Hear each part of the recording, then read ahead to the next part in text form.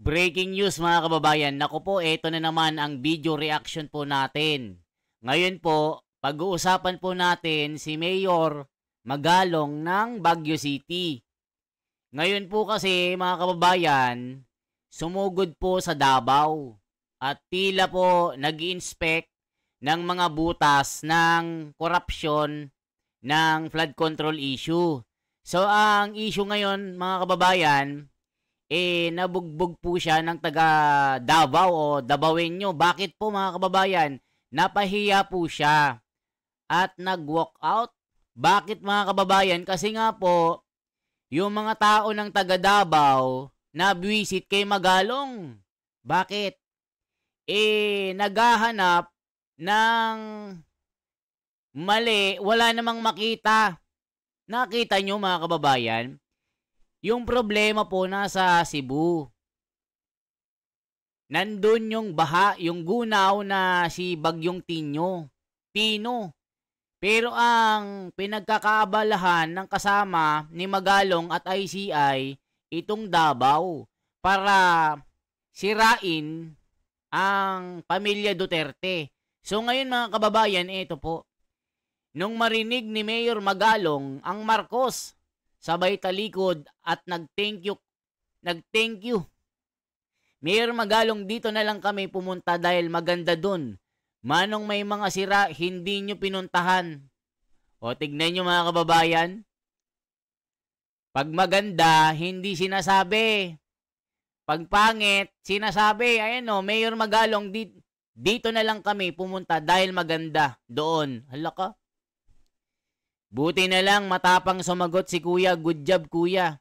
O mga kababayan, eto na po mga kababayan. Ang sinasabi po ng marami, ng mga neutral. Bakit si Mayor Magalong tila pasikat? Tila cloud chaser di umano? Dahil bakit pinagkakaabalahan ang Davao? Yung Baguio City, maraming bakas ng korupsyon. Ba't hindi niya silipin yun? Yun po ang sabi. At hindi pumunta doon sa Ilocos. Itong si Mayor Magalong, sip-sip at cloud chaser. Ito po yung mga comment.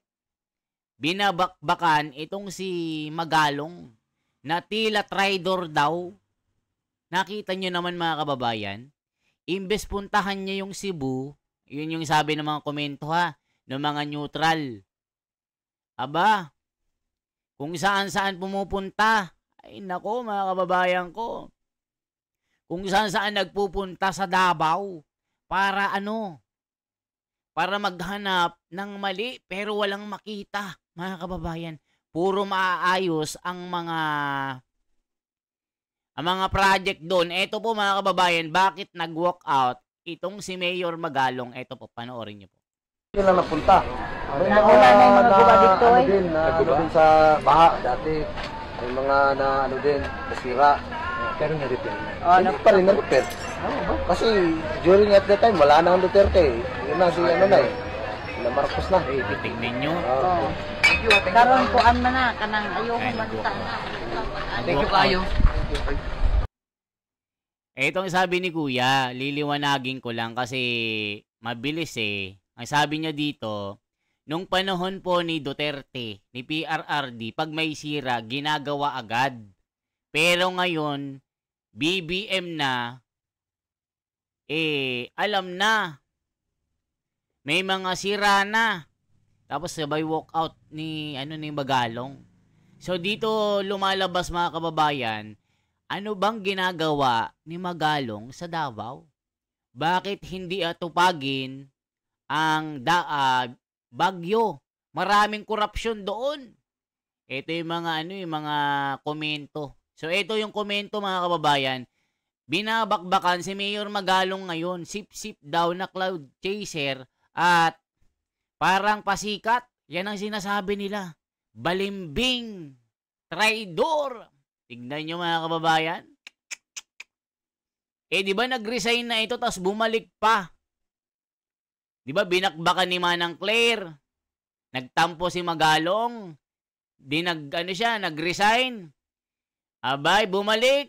Sinasabi ng iba, anong meron? Ba't bumalik? Akala ko ba ano ito? Para sa bayan ito. Bakit anong nangyari?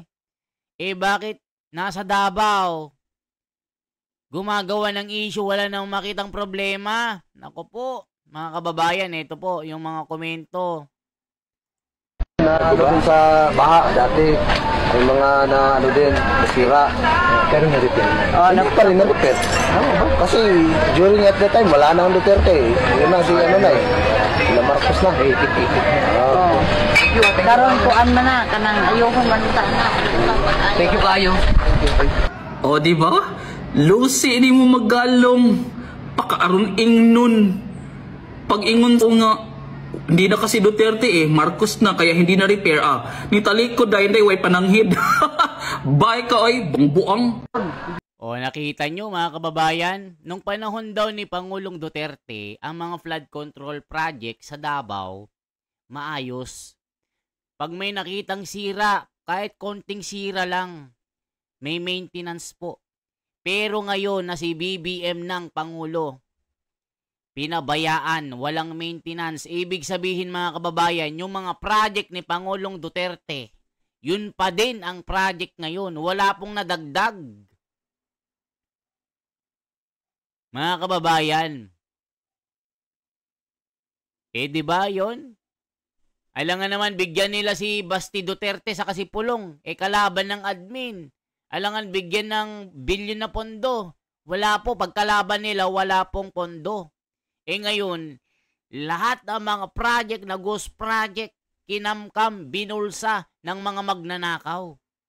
Kaya ngayon itong si Magalong, nag-walk out, binakbakan ng mga taga Davao. Kita nyo? Kaya sinasabi nila, balingbing itong si Mayor Magalong. Yan po ang sinasabi ng mga komento. Naghahanap ng sira pero wala naman. Kung saan-saan nagpupunta, saan sumusuot na sulok, pati mga butas-butas ng kung ano-ano, ginagawang butas para may makita na sira pero wala naman. Ito yung mga komento. Bisi-bisihan itong mayor ng Baguio sa ibang lugar ng Pilipinas na pabayaan na niya ang lugar niya. O, kita nyo? Magalong, balik Baguio. Nag-ship na siya ng principal. Pakaulaw, si Magalong talikod agad. O, tignan nyo, napahiya sa taga Davao. Hudas ang Pinas. Alaka? What a change of heart, Mr. Magalong. What happened to you? Sabi ni Fatima, gibayaran na siya, halaka. Sa Luzon ang parating na bagyo, sa Davao nag-check ng flood control. Mga 80-80, halaka. Walk out agad, award goes to, halaka. Huwag kayo kasi pumunta sa Bismin. Ba't nasa Davao siya? Di ba dapat nasa Cebu? Nandun yung bahang gunaw? Anong nangyari sa'yo, Mayor? Bakit ganyan ka na? Halaka. Sabi ni Virgo, dati bilib na bilib ako nito. Kay Magalong ngayon, anong nangyari? Dison at Magalong, anong nangyari sa inyo? Sabi ni Aye. Yung landslide sa Cannon Road, kailan kaya iimbestigahan? O, kita nyo mga kababayan? Sa dami po ng korupsyon sa Davao, I rather say, sa dami ng korupsyon sa Baguio, hindi pinapansin. Di ba, nag-inspect nung nakaraan, pinabayaan na. Ngayon, ang tinitingnan yung Davao na. Mga kababayan, matindi po ito. O, tignan po natin ha, may papakita ko sa inyo ha. Hindi lang po ibang mga taong nagsasabi. Ito po, check natin. Ito po, check po natin ha. Meron vlogger dito. Ito po, tignan nyo po mga kababayan ha. I-check nyo po ito. Para hindi lang ako yung nakikita nyo. Ito po. Si Kabibig po ito. Tignan nyo po ha. Wala na ang Duterte Yun na si Sila Marcos na. Karon ko an man na kanang ayoko man ta na. Thank you kayo. Hello mga kabibig, welcome back sa ating bagong YouTube channel. Ito ang pinakamaingay na YouTuber sa balat ng YouTube. Ako si Kabibig, maglabag-labag na to with evidence. Naku po, parang yatang napahiya si Mayor Magalong. Mayor Magalong, wala ka bang trabaho sa Baguio?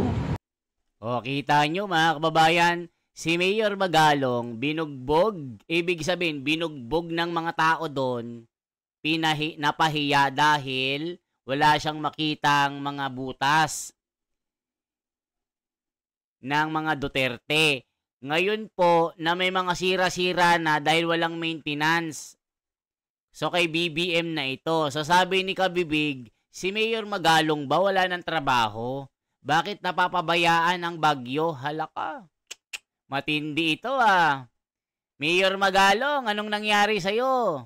Maraming bumibilib dati kasi nga ang prinsipyo mo, anti-corruption. Pero ngayon, tinatawag ka ng balimbing, hudas, hestas, ano pa, sikain.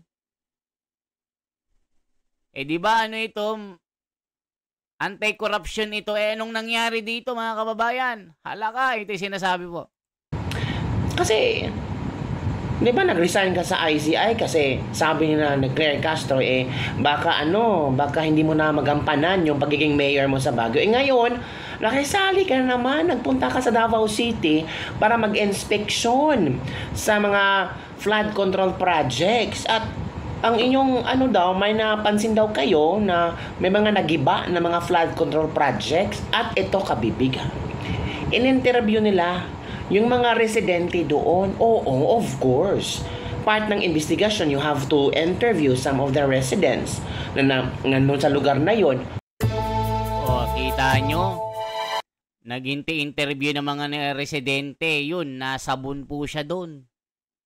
Sinabi ng mga Dabawenyo, okay naman si Duterte maayos naman ang flood control dito Yun nga lang nung pagdating ng admin ni BBM, hindi na inayos. O, tignan nyo.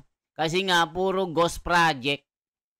Diyos ko Lord, mga kababayan, anong nangyayari sa Pilipinas? Imbes umayos, ang nangyayari, walang nangyayari. Anong nangyayari po? Eto na, mga kababayan. I-check pa natin anong sinasabi dito para malaman nyo po. Alam nyo ba? Iba, napahiya si Magalong. At dito mo talaga ma-conclude na si Magalong ay isang traidor. Na si Magalong ay isang magaling magbalat kayo. Mga kababayan, hindi galing sa atin sa ibang mga nagre-reaction kay Magalong. Ito rin ang napansin nila sa mayor na ito. Mga kababayan. Ano sabi niyo, ulitin natin para malaman niyo po. Iba, napahiya si Magalong. At dito mo talaga ma-conclude na si Magalong ay isang traidor. Mga kababayan, ano sabi? Dito mo talaga mako-confirm na si Magalong ay isang traidor. Halaka, mga kababayan. Matindi po ito. Dati po, itong si Mayor Magalong, matikas ito. Matatag. Anti-corruption. Pa-interview doon, interview dito, press con dito, press con doon. Ang daming humanga. Wow, Magalong, mala Duterte. Aba ngayon mga kababayan, balimbing na. Yan ang sabi ng mga komento at mga reaksyon. Bakit nagbago si Magalong? Anong meron? Bakit nasa Davao ka? Bakit nagpapagamit ka? Yan ang sabi. Ba't hindi mo puntahan yung sentro ng kalamidad? Yung Cebu na kinain ng lupa, bahang gunaw, maraming na mga namatay dahil sa baha, umapaw ang mga ilog. Bakit? pinupuntahan mo ang Davao na wala namang baha.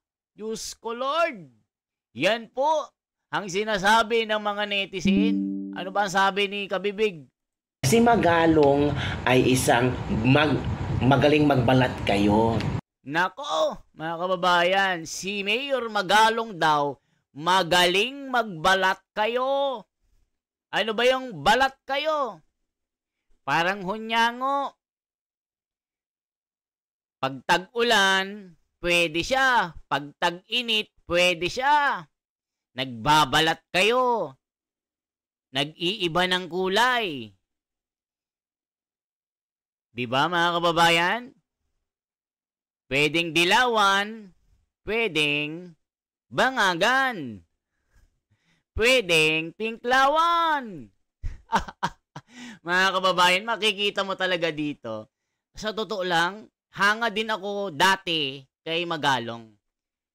Pero itong mga lumipas sa mga araw, mga buwan, pagkatapos pumutok yung issue, mula nang pumutok ang mga pagnanakaw na ito, nagpasabog siya ng mga pasabog na kung ano-anong mga sabit. Aba, Mayor Magalong, anong nangyari sa'yo? Bakit ganyan ka na? Okay naman mag-imbestiga, pero yung wala namang diferensya, yun ang inaatupag mo. Pati bagyo, napapabayaan mo na. Yan ang sinasabi ng marami, mga kababayan.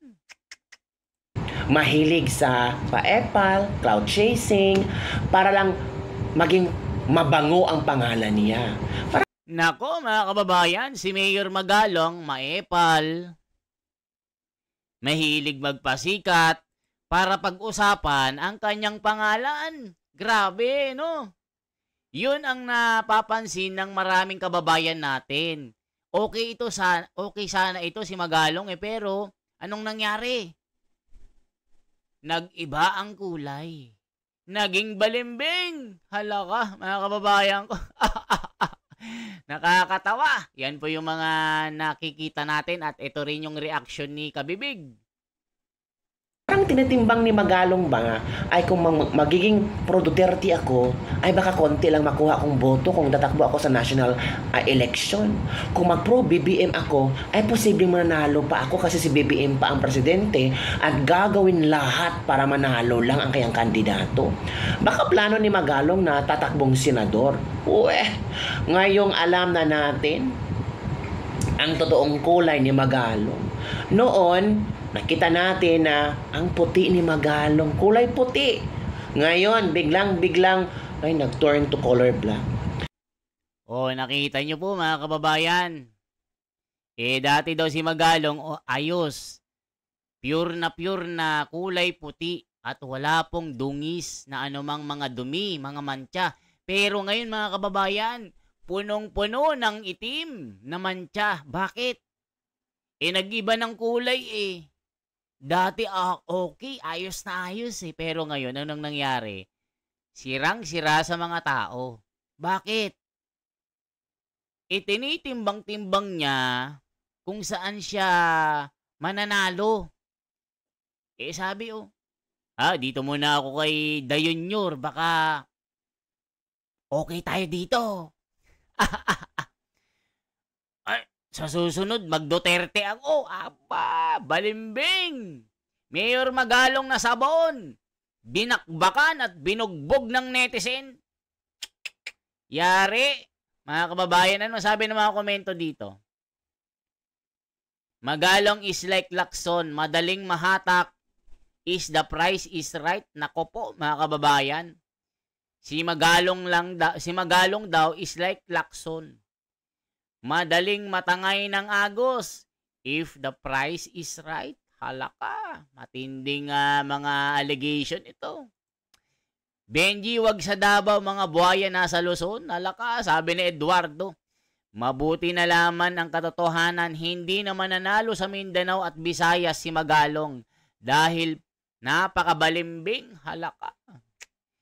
Panot, nagkasundo ba sa presyo? Nagpapataas ka lang pala ng presyo? Halaka, grabing mga aligasyon ito. Puro salita. Puro salita din pa, parang si Lacson. Bungangera, parang taklesa na asawa bungangera. Buta pa yung si misis ko eh. Kahit na bungangera, kahit matapang, pero love na love ako. Mahal na mahal ako ni misis. Kahit bungangera at taklesa. Ay nako. Yari, bistado si Magalong pala. Hindi pala purong puti ito, nagbabalat kayo lang pala. It's disgusting for so-called man with integrity to be sugarcoating and no word of honor at all. Yan pala si Magalong. Nakakadismay Nako po, galit na galit ang tao. Sobrang magaling magsinungaling. Nag-resign, kain suka ang GAGO. Halaka. Grabe si, G. Salata. Dapat unahin nila ang pag-imbestiga ang Luzon. Sa norte naman, sa Ilocos, halaka. Sa huli, baka mas matindi pa yang kay Trillanes dahil sa kasakiman sa kapangyarihan, naging demonyo. No to Magalong, never again. Yan mga kababayan, binabakbakan talaga si Magalong dito. Sa interview kasi kabibi, interview nila kung ano nangyari sa flood control project, nasira, tapos napaayos ba to? Ang sagot ng mga residente, hindi na yan napaayos. Kung sana si Duterte, baka napaayos yan. Walak. Nag-walk out si Magalong. Ayaw niyang marinig ang pangalang Duterte. Naku, anong nangyari Magalong? Bakit ayaw mong marinig ang pangalang Duterte? Yan mga kababayan, nag-walk out. Ayaw marinig ang pangalang Duterte. Nag-walk out. Napahiya. Sakit ba sa puso, ate? My work is easy because I use Clip. So yan mga kababayan ang ating mga reaksyon. Anong masasabi nyo po kay Mayor Magalong? Isa ba itong tunay o nagbabalat kayo? Isa ba itong balimbing na pwede sa lamig, pwede sa araw, pwede sa tag-init? Cloud chaser ba ito si Magalong? Binakbakan ng netizen? Kaya mga kababayan, kayo naman po ang mag-react. Mga nakasubscribe po sa akin, mga viewers natin. Ano ang masasabi nyo dito kay Mayor Magalong na isang balimbing? Tinawag din na Judas. Tinawag din na mapagbalat kayo. Trinidor ang mga Pilipino. Akala namin, ikaw ay purong puti. Ito lang pala ay pagbabalat kayo. Ito ang sinabi ng mga netizen na galit kay Magalong. Imbes atupagin yung Cebu, tumulong sila doon. Aba, sinugod ang Davao. Naghanap ng mga sira. Naghanap ng mga isusumbat sa mga Duterte. So ngayon mga kababayan, anong masasabi nyo? Totoo ba si Magalong? Yan ang komento na tanong ng mga netizen at ng sambayanang Pilipino. Ikaw ba talaga ay para sa sambayanang Pilipino? O ikaw ay nagbabalat kayo para gamitin ng mga Pilipino para tumakbo sa national election sa pagkasenador? Yan ang sinasabi na sinusumbat ng mga Pilipino ngayon. Mayor Magalong, ano ka ba talaga? Anti-corruption ka ba talaga? O para lamang sa pera? Yan ang mga tanong. Yan ang ating reaction for today.